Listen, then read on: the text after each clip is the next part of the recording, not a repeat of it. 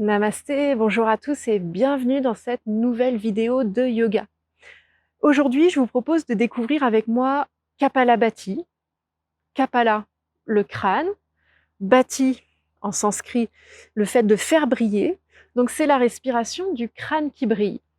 C'est assez joli et cette respiration nous permet vraiment de nettoyer l'ensemble du corps. C'est d'ailleurs un kriya. Pour les connaisseurs déjà de yoga, les kriyas sont des nettoyages du corps et des purifications. Donc Kapalabhati fait un peu partie des deux catégories. C'est un exercice qui est très intéressant parce qu'il va nous permettre de nettoyer l'ensemble du corps, de ramener de l'énergie dans le corps. C'est un exercice dynamisant qu'on pratiquera plutôt le matin ou en journée, mais un peu moins le soir au moment d'aller se coucher, au moment où on cherche de l'apaisement. C'est vraiment un exercice qui va nous permettre de retrouver de l'énergie. C'est un exercice plutôt intense, donc avec les contre-indications qui souvent vont avec. On est beaucoup en action au niveau du ventre, donc les personnes qui ont des soucis tout simplement au niveau viscéral, de digestion, qui ont des douleurs au niveau de la zone abdominale, peut-être qu'il faudra attendre un petit peu pour le pratiquer.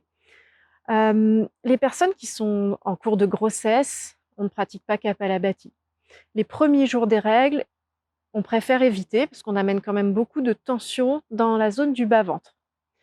Et puis, si vous avez des hernies discales, soyez prudents, faites attention. L'action du ventre, des viscères en direction de la colonne vertébrale peut avoir un impact également. Les personnes qui sont sujettes à l'hypertension, on va pratiquer un autre exercice beaucoup plus apaisant.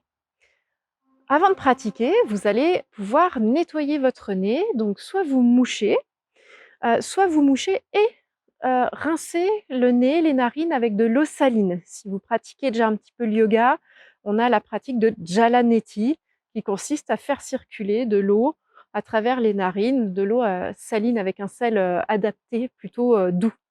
Si vous êtes malade, si vous avez le nez bouché, eh ben, ce n'est pas la meilleure période pour pratiquer cet exercice. Vous pourrez le pratiquer une autre fois. Ma deuxième recommandation avant de pratiquer Kapalabhati, c'est d'être à jeun. Donc, pratiquer le matin au réveil, c'est idéal, ou attendez quelques heures après avoir mangé. Ça va pas avoir d'effet néfaste, mais par contre, ça va être super désagréable. Donc, je vous recommande vivement de pratiquer à jeun. Idéalement, vous allez utiliser une petite brique pour placer sous les fessiers ou un coussin qui vous permettra de rehausser un peu le bassin. Ce qu'on cherche dans un premier temps, c'est une posture droite dans laquelle on a peu d'efforts à faire, peu d'efforts à fournir. Les jambes sont relâchées. Vous pouvez même vous asseoir sur une chaise si la posture en tailleur ou en demi-lotus, vous choisissez votre variation, est délicate. Soyez à l'aise de façon à pouvoir redresser la colonne et à vous relâcher le plus possible.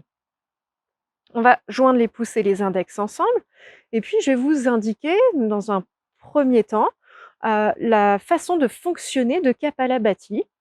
Donc, on va commencer par inspirer une bonne quantité d'air. Ensuite, on expirera, on videra tout l'air des poumons. On peut même à ce moment-là pousser déjà un peu le nombril vers l'intérieur. Puis on va inspirer de moitié de notre capacité à peu près. Donc on ne prend pas une inspire complète. Et à partir de là, on va commencer nos pulsations qui vont ressembler à ça.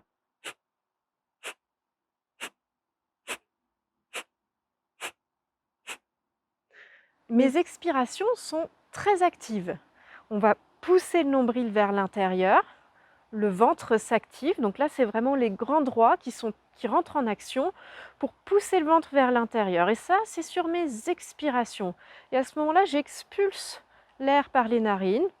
Et c'est vraiment très actif. C'est comme si on prenait un petit coup de poing dans le ventre et c'est assez sec et court. Mes inspirations, par la suite, vont être passives et un peu plus longues que les expires. Je vous conseille de vous concentrer sur les expirations et les inspirations passives vont venir naturellement.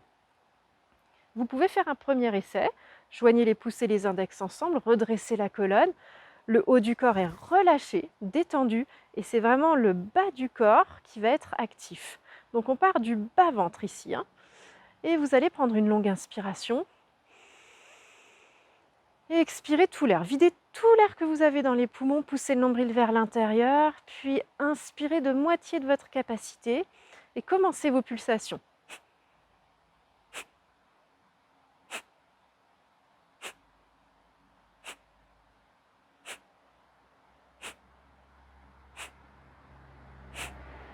Et inspirez.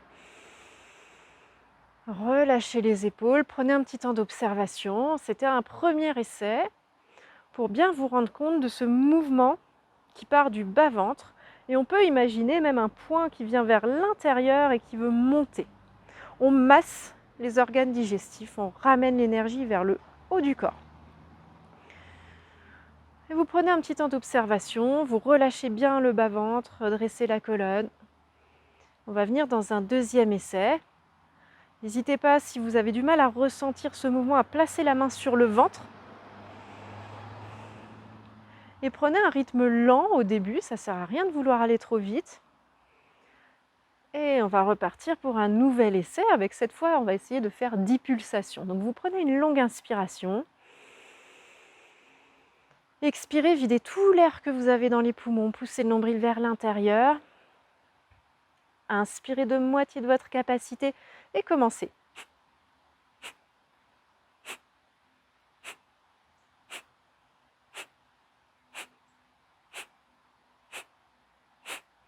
Et inspirez profondément. Et expire, relâchez. Donc pendant nos pulsations, on expulse le CO2 et on suroxygène nos cellules.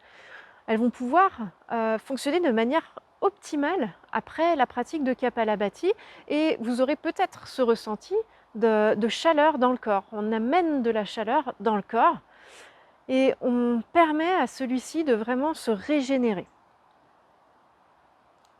Reprenez un petit temps d'observation. On dissocie dans cette pratique le haut, le bas du corps. Donc le haut reste bas, les épaules relâchées, le visage détendu autant que possible. Et on se concentre vraiment sur le bas-ventre et toute la zone abdominale. On va repartir pour une série de 15 pulsations. Vous allez inspirer. Expirez, relâchez tout l'air, poussez le nombril vers l'intérieur. Inspirez de moitié de votre capacité et commencez.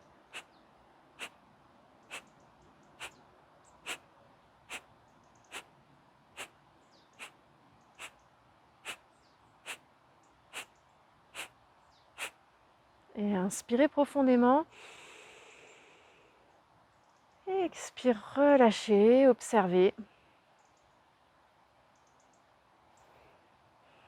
Voyez si quelque chose a changé dans le corps, essayez de relâcher le corps. Au début, on a tendance à se crisper beaucoup.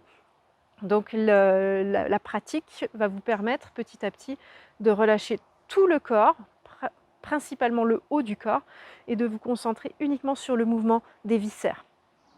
Donc c'est très intéressant de pratiquer Kapalabhati en cas de troubles digestifs, mais pas quand vous êtes en période de crise.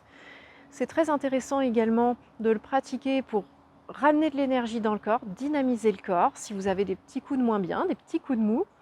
Et c'est très intéressant sur le plan cellulaire. On vient vraiment ramener de l'oxygène au cœur des cellules pour un fonctionnement optimum des cellules du corps. On a également un phénomène au niveau du cerveau quand on pratique Kapalabhati, et on parlait de la respiration du crâne qui brille. On a le volume du cerveau qui augmente légèrement sur nos expirations, les expirations fortes, et sur nos inspirations, le volume diminue légèrement. Et donc, on a aussi un effet sur le cerveau et le fonctionnement du système nerveux. Donc vous allez vous réinstaller confortablement, la colonne longue, le visage relâché, les épaules détendues. On va prendre une longue inspiration. Une longue expiration par le nez toujours. Inspirez de moitié de votre capacité. Commencez vos pulsations.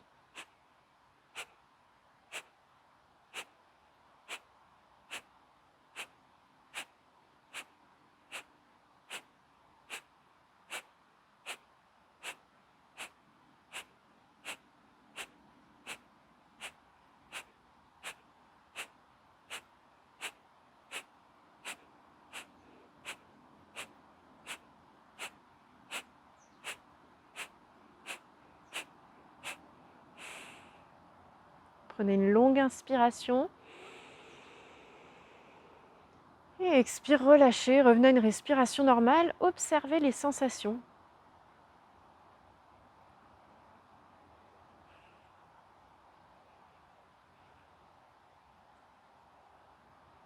Et rouvrez les yeux. On a fait une quarantaine de pulsations ici, avec un rythme où j'ai accéléré de plus en plus. Restez sur un rythme qui vous convient à vous, sur un nombre de pulsations qui vous convient à vous.